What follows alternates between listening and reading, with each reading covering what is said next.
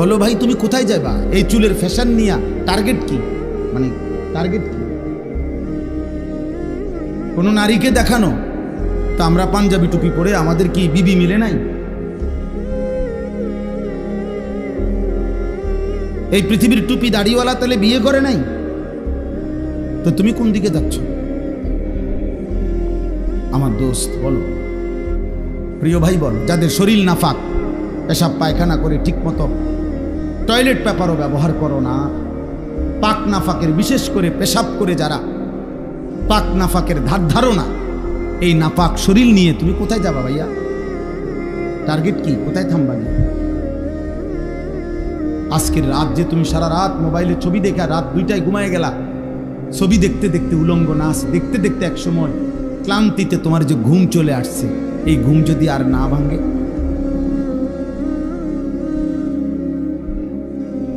অনেক সিএনজির পিছনে লেখা থাকে, বাসের পিছনে লেখা থাকে, ঘুম ভাঙলে সকাল, না ভাঙলে পরকাল, লেখা থাকে না? ভেবে দেখো ভাইয়া। তো এই নাফাক শরীর কেউ তো জানলো না, তো তোমার গন্তব্য কোথায়? গন্তব্য কোথায়? এই জন্য আল্লাহ তাআলা বলছেন, বান্দা যাচ্ছ কোথায় তুমি?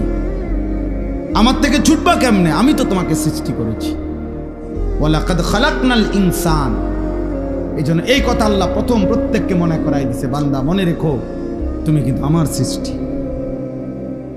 যদি তোমার সামান্য বিবেকও থাকে তাহলে তুমি আমার নাফরমানি কমপক্ষে করতে পারো না, কারণ আমি তোমারে বানাইছি, তুমি আমার। এই কায়নাত আমি সৃষ্টি করেছি তোমার জন্য। হুয়াল্লাযী খালাকা লাকুম মা ফিল আরদি জামিআ।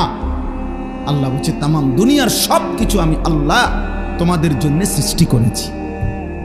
ওয়াসাখখারা লাকুম মা ফিস সামাওয়াতি ওয়াল আরদ। আল্লাহ বলেন আসমান ও জমিনের সব আমি আল্লাহ তোমাদের অধীনস্থ করে দিয়েছি। আমি অধীনস্থ না করলে তোমাদের বিমান বাতাসে উড়তো না, আমি অধীনস্থ না করলে তোমাদের জাহাজ পানিতে ভাসতো না। এটা আমি আল্লাহ তোমাদের অধীন করেছি। ওয়াযাল্লালনাহা লাহুম ফামিনহা রাকুবুহুম ওয়া মিনহা ইয়াকুলুন। সূরা ইয়াসিনের আয়াত। আল্লাহ বলেন চতুষ্পদ প্রাণী, গরু, ওট, মহিষ, গাধা, ঘোড়া, আল্লাহ বলেন এগুলো আমি তোমাদের অধীন করেছি। ফলে কোনোটা তোমরা জবাই করে গোশত খাও, আর কোনোটার পিঠে চড়ে তোমরা চলাফেরা করো। আমি অধীন না করলে পারতাম না। একটা ঘোড়া তুমি তোমার মতো দেড় বিড়া বেড়া ঘোড়ারে তুমি সামাল দিতে পারতা না, পারতা না। একটা লাথি দিলে তুমি উড়ে যাবে। কিন্তু আল্লাহ বলেন ওকে আমি তোমার অধীনস্থ করে দিয়েছি বান্দা। তাহলে এই গোটা কায়নাত আমি তোমার জন্য দিলাম, তোমাকে আমি বানাইলাম। মিন আইয়ি শাইইন খালাকাহু ফাকাদ্দারা সুম্মা সাবিলা ইয়াসসারা। আল্লাহ বলে ধীরে ধীরে আমি সৃষ্টি করেছি। একদিন মায়ের পেট থেকে আমি তোমার বের হওয়ার রাস্তা সহজ করে এই পৃথিবীর আলো দেখবার সুযোগ দিয়েছি। আমি সুযোগ দিয়েছি বান্দা। আলাম নাজআল লাহু আইনাইন। আল্লাহ বলে দুইটা চোখ। বলো তো বান্দা, তোমার বিবেক যদি থাকে তুমিই বলো আমি কি তোমাকে দুইটা চোখ দেই নাই? কথা বলে উত্তর দেন। দিয়েছেন? ওয়ালিসানাও ওয়া শাফাতাইন। আল্লাহ বলে জিহ্বা আমি দেই নাই? দুইটি ঠোঁট আমি দেই নাই? বলে এভাবে বারবার কোরআনে আল্লাহ তাআলা মনে করাই দিছে, বান্দা আমি সৃষ্টি করেছি, আমি সৃষ্টি করেছি। তুমি আমার থেকে সরতে পারবা না, তুমি আমার বাঁধন থেকে ছুটতে পারবা না। যত বড় শক্তিধরী হও, তুমি যত বড় অহংকারী হও না কেন, তুমি জমিনে যত বড়াই করো না কেন, আমার অধীন থেকে তুমি ছুটতে পারবে না। ওয়ালা তামশি ফিল আরদি মারাহা ইন্নাকা লান তাখরিকাল আরদা ওয়া লান তাবলুগাল জিবালা তুলা। আল্লাহ বলে আমার বান্দা অহংকার করে জমিনে হেঁটো না, কারণ যত জোরেই পাও মারো না কেন তুমি তো মাটি ফাটাইতে পারবা না। আবার ঘাড় যত উঁচাই করো না কেন তুমি তো ওই পাহাড় সমান লম্বা হইতে পারবা না, বড়াই করো কেন? অথচ বৃষ্টির ফোঁটা পানি জমিন ছিদ্র করে ফেলে, কিন্তু তোমার বুট জুতা তো জমিন ফাটাইতে পারে না, ফাটাইতে পারে না। এক তাল গাছ তো তোমার চাইতে লম্বা, এক সুপারি গাছ তো তোমার চাইতে লম্বা, একটা খেজুর গাছ তো তোমার চাইতে লম্বা। অহংকার করো কেন? এক বুজুর্গকে, এক যুবককে, এক বুজুর্গ আল্লাহর ওলি ওই যুবককে বলছিল, হে যুবক, অহংকার না করে ধীরে সুস্থে হাঁটো। যুবক তখন বলছিল, এই মিয়া, আমা তারিফুনি, চেনেন আপনি আমাকে, আমি কে কথা বলতেছেন? তখন ওই বুজুর্গ বলছেন, হ্যাঁ চিনি তো তোমাকে, চিনি। ও কে বলে? ও চিনি তোমাকে, তুমি হলা সেই মানুষ যার প্রথম শুরু ছিল দুর্গন্ধযুক্ত নাপাক একটু বীর্যের ফোঁটা। তোমাকে চিনি আমি, ও চিরেই মৃত্যুর মাধ্যমে যে হয়ে যাবে দুর্গন্ধযুক্ত একটা পচা লাশ। তোমাকে চিনি আমি, যে এই হায়াতটুকু নিজের পেটে প্রতিদিন চলাফেরা করতেছে, বহন করছে কিছু নাফাক পায়খানা। এই হলে তুমি। লড়াই করছো কেন? তোমার আমি চিনি না? তুমি তো দুর্গন্ধযুক্ত নাপাক এক বীর্যের ফোঁটা ছিলা, আর চোখ বন্ধ হলেই তুমি হয়ে যাবা দুর্গন্ধযুক্ত পচা লাশ। আর পেটে এখন তোমার আছে দুর্গন্ধযুক্ত কিছু পায়খানা। তো যার শুরু মাঝখান শেষ সবই দুর্গন্ধ, তার আবার অহংকার কিসে? তার আবার অহংকার কিসে? একজন বিশ্ববিখ্যাত খলিফা ছিলেন হযরত ওমর ইবনে আব্দুল আজিজ রাহমাতুল্লাহি আলাইহি, ইসলামের পঞ্চম খলিফা। তিনি বলতেন, মাঝে মাঝে কবরস্থানে গিয়ে হযরত ওমর ইবনে আব্দুল আজিজ কবরের দিকে তাকাইয়া বলতো, ইয়া মাউতু মাজা ফাআলতা বিল আহিব্বা, হে মৃত্যু, হে কবর, আমার বন্ধুদের সাথে তুমি কি করেছো বলো, আমার আপনজনদের সাথে তুমি কি করেছো বলো তো। আইনাল আহবাব, আইনাল আসদিকা, আইনাল জুল্লাস, আইনাস সাম্মার। অর্থ হলো, আমার বন্ধুরা কোথায়, আমার আত্মীয়রা কোথায়, আমি যাদের সাথে বসতাম তারা কোথায়, খুশিরা, আমি তার কাছে থাকি, আমারে আড়াল করবো। এই তিনটা কথা। আরেকটু, তাহলে তিনটা হইল। এক নাম্বার, আল্লাহ আমারে মনে করাই দিছে, আনিস আমি তোমাকে সৃষ্টি করেছি। দুই নাম্বার, আল্লাহ আমাকে বলতেছে, আনিস তোমার অন্তরের গভীরে যেই কথা আসা যাওয়া করে, কল্পনাগুলোও আমি জানি। তিন নাম্বার, তোমার রক্তের শিরা উপশিরায় আমি আল্লাহ তাআলা তার চাইতে বেশি কাছে আছি। এবার চার নম্বরে আল্লাহ বলেন, ইয ইয়াতালাক্কাল মুতালাক্কিয়ানে আনিল ইয়ামিনি ওয়া আনিশ শিমালি কাঈদ। আল্লাহ বলে, বান্দা 4 নম্বরে মনে রেখো, 24 ঘন্টা তোমার ডানে এবং বামে আমার দুইজন ফেরেশতা আছে। আছে? কথা বলে না? আছে তো? ওরা লিখছে। এই 4টা হল। 5 নাম্বার, মা ইয়ালফিজু মিন কাউলিন ইল্লা লাদাইহি রাকিবুন আতীদ।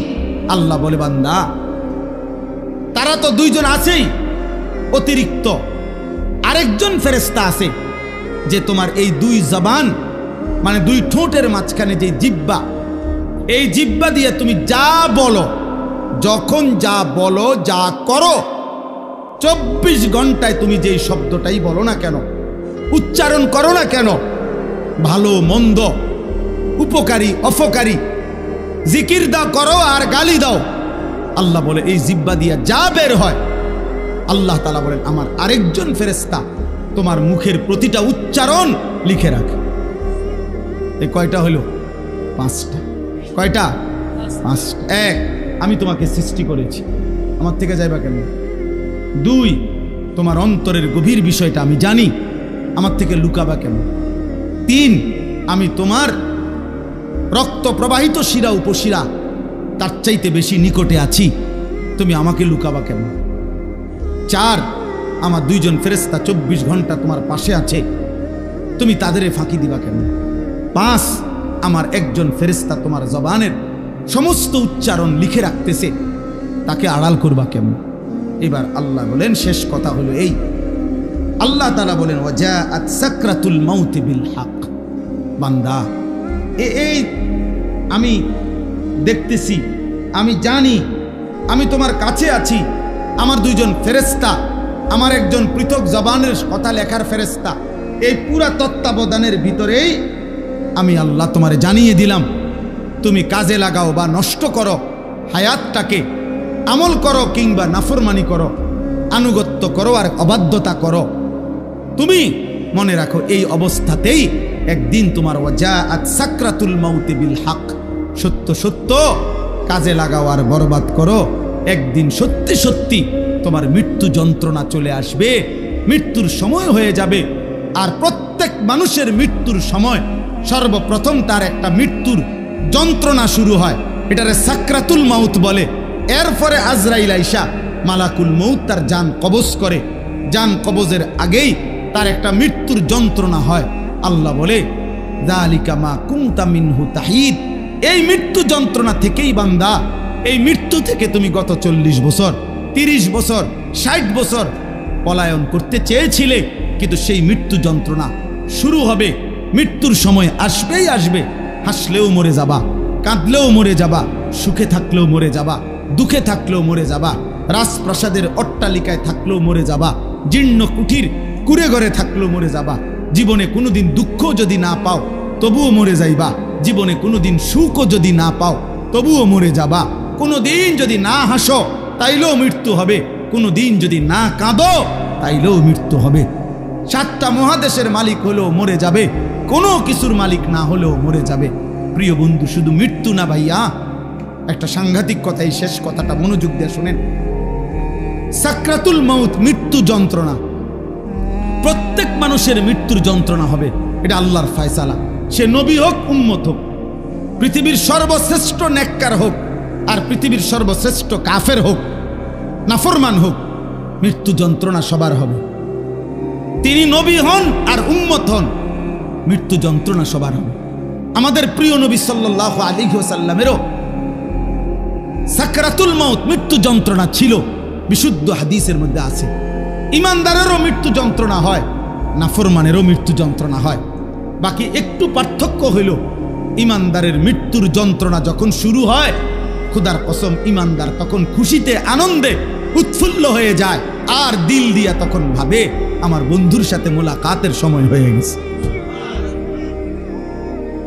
গত 40 বছর আমি যারে ডাকতাম দিবানিশি, আমার সেই মহান মাওলা, আমার মালিকের সাক্ষাতের টাইম হয়ে গেছে। এই জন্য মুমিনের মৃত্যু যন্ত্রণা তার কাছে আনন্দকর, আনন্দকর, মজাদার, তৃপ্তিদায়ক, কারণ সে বুঝে এবার আমার মাহবুব, এবার আমার মাওলা, এবার আমার আল্লাহর সাথে আমার সাক্ষাৎ হবে। কিন্তু প্রিয় ভাই, আমি এই কথাটাই শুধু বুঝাইতে চাই, তাফসীরের মধ্যে আছে কোন নাফরমানের, কোন পাপী আল্লাহর প্রতি ঠিক মতো ঈমান নেয় নাই, হারামের উপরে ছিল, চুরি ডাকাতি জিনা ব্যভিচার মদ জুয়া সুদ ঘুষ কিস্তি, মা বোন বেপর্দা বেহায়া, নাটক সিনেমা নাচ গান অশ্লীলতা বেহায়াপনা হারাম উপার্জন, এভাবে যে ব্যক্তি জীবন কাটাইছে, একটা উদাহরণ শুধু তাফসীরের মধ্যে লেখছে। ভাইয়া, এই উদাহরণটা শুধু শোনো, ছেলেরাও বাবারাও আমিও। এই পৃথিবীতে যদি কেউ, কিতাবে লিখছে যে 900 বছর একটানা মনে করেন কেউ পৃথিবীতে হায়াত পাইছে, কয়শো বছর? এই 900 বছর সে আল্লাহর নাফরমানি করছে, আল্লাহর অবাধ্যতা করে গেছে, কিন্তু 900 বছরে 1 সেকেন্ড কোনোদিন তার কষ্ট হয় নাই, কোনোদিন সে কোনো দুঃখ কষ্ট বেদনা পায় নাই। মনে করেন ধরে নেন 900 বছরে কোনোদিন কষ্ট কাকে বলে, দুঃখ কাকে বলে, যন্ত্রণা কাকে বলে সে বুঝে নাই, সে বুঝে নাই। খোদার কসম, তাফসীরের মধ্যে লিখছে এমন ব্যক্তি 900 বছর টানা নাফরমানি করে কিন্তু কোনোদিন যে এক বিন্দু কষ্ট পায় নাই, ওই ব্যক্তিরও 900 বছর পরে যখন মৃত্যুর যন্ত্রণা শুরু হবে, আল্লাহর কসম, কসম খোদার তাফসিরে লিখছে, 1 সেকেন্ডের মৃত্যু যন্ত্রণা শুরু হলেই ওই নাফরমান তার 900 বছরের দুনিয়ার বেঁচে থাকার হায়াত, সুখ আর আনন্দ 1 সেকেন্ডেই ভুলে যাবে। কবরের আযাব পরে, জাহান্নামের আযাব পরে, হাসরের আযাব তো পরে মিয়া। এই মৃত্যু যন্ত্রণার 1 সেকেন্ডেই সে তার সুখের দুনিয়া সব ভুলে যাবে। এজন্য 60 বছরও যদি নারী দেখো, ছবি দেখো, হারামের উপরে থাকো, হারামখোর, মৃত্যুর প্রথম সেকেন্ড তোমার দুনিয়া ভুলাই দেবে। মৃত্যুর প্রথম সেকেন্ড। ইমানদারের মৃত্যু যন্ত্রণাই যেখানে ভয়ানক, নাফরমানের মৃত্যু যন্ত্রণা কেমন? আমার কাছে কিতাব আছে, ওয়াজাআত সাকরাতুল মাউত বিল হক, আরবি কিতাব। এই কিতাবের নামে এটা। ওই কিতাবের মধ্যে লিখছে, আহা, নবীজির একজন বিখ্যাত সাহাবী হযরত আমর ইবনুল আস, ওনাকে জিজ্ঞেস করা হয়েছিল মৃত্যুর পূর্বে ওনার ছেলে আব্দুল্লাহ ইবনে আমর ইবনুল আস, ছেলেটাও সাহাবী ছিল। উনি জিজ্ঞাসা করছে যে, আব্বা, আপনি তো নবীজির একজন বিখ্যাত সাহাবী, এই মৃত্যুর পূর্ব মুহূর্তে মৃত্যুর যন্ত্রণা, সাকরাতুল মাউত আপনার কাছে কেমন লাগতেছে? নবীর সাহাবী বলতেছে, ইয়া বুনাইয়া কাআন্না জিবালাদ দুনিয়া আলা সাদরি ওয়া কাআন্নি আতানাফাসু মিন সাকবিল ইবরা।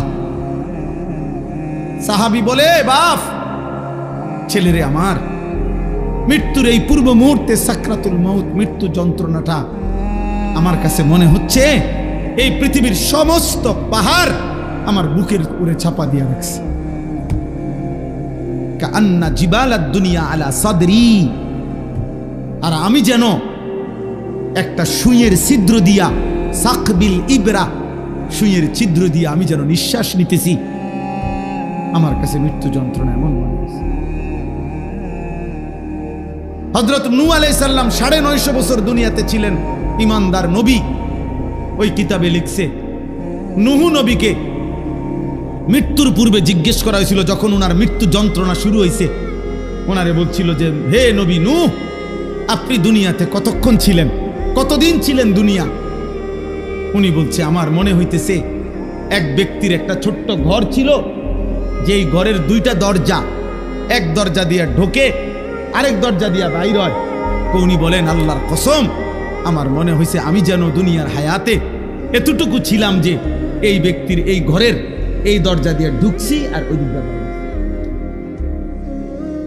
এই কদ্দুর আমার মনে হচ্ছে।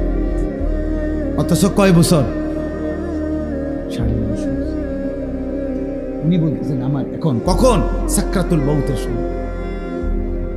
প্রিয় ভাই, নবীর যদি হয় এমন, সাহাবার যদি মনে হয় এমন, তো তোমরা যারা নামাজ পড়ছো না দোস্ত, তোমাদের কি মনে হবে? হারামখোর আপনার কি মনে হবে? এই সুদখোর, কিস্তিখোর, হারামখোর, কেমনে মৃত্যুর ওই প্রথম সেকেন্ডের যন্ত্রণা কেমনে সইবেন? আম্মা জান আয়েশা রাদিয়াল্লাহু তাআলা আনহা বলছে, রাসূলুল্লাহ সাল্লাল্লাহু আলাইহি সাল্লাম সাকরাতুল মাউতের সময় নবীজি সাল্লাল্লাহু আলাইহি সাল্লাম বারবার পানি দিয়া নিজের হাত মুবারক, নিজের চেহারা মুছতেছিলেন আর বলতেছিলেন, আল্লাহুম্মা আইন্নি আলা সাকারাতিল মাউত। নিষ্পাপ নবী, মাসুম নবী, এক যাররা যার কোনো গুনাহ নাই, সেই নবী রাহমাতুল লিল আলামিন নবী, তিনি আল্লাহর কাছে বলতেছিলেন মৃত্যুর পূর্বে, আল্লাহ, মৃত্যুর এই যন্ত্রণার মুহূর্তে আপনি আমার সাহায্য করেন। নবীজির দোয়া, এটা বিশুদ্ধ হাদিস। নবীজি বলতেছিলেন, বারবার কালেমা পড়তেছিলেন, লা ইলাহা ইল্লাল্লাহ ইন্না লিল মাউতি সাকারাত। আল্লাহ, আপনি ছাড়া কোনো ইলাহ নাই। আল্লাহ, মৃত্যুর বড় যন্ত্রণা, মাওলা, মৃত্যুর